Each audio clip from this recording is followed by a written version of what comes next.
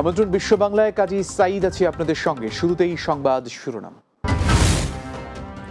সিলেট অঞ্চলকে বন্যা দুর্গত ঘোষণার দাবি, কুয়েত প্রবাসী বাংলাদেশিদের দ্রুত ত্রাণ সরবরাহ নিশ্চিতের আহ্বান।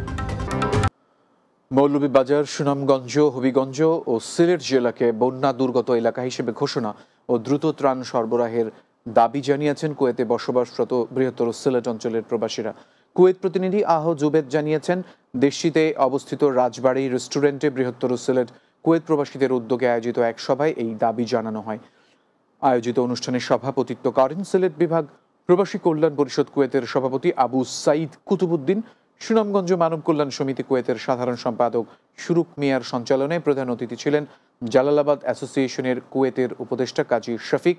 প্রধান বক্তা হিসেবে ছিলেন জালালাবাদ অ্যাসোসিয়েশন কুয়েতের সাধারণ সম্পাদক মুরাদুল হক চৌধুরী। এছাড়াও অতিথি হিসেবে উপস্থিত ছিলেন জালালাবাদ অ্যাসোসিয়েশন কুয়েতের উপদেষ্টা আলিমুদ্দিন, বাংলাদেশ প্রেস ক্লাব কুয়েতের সাধারণ সম্পাদক আহ জুবেদ, ফেঞ্চুগঞ্জ কল্যাণ সমিতির কুয়েতের সাধারণ সম্পাদক আহাদ আম্বিয়া খোকন, জালালাবাদ অ্যাসোসিয়েশন ফর ওয়ানিয়া শাখার আহ্বায়ক লোকমান জাহিদ, রাজনগর প্রবাসী ঐক্য পরিষদ কুয়েতের সাধারণ সম্পাদক আলাল আহমদ ও জালালাবাদ অ্যাসোসিয়েশন কুয়েতের সহ সভাপতি লেচুমিয়া সহ অনেকে।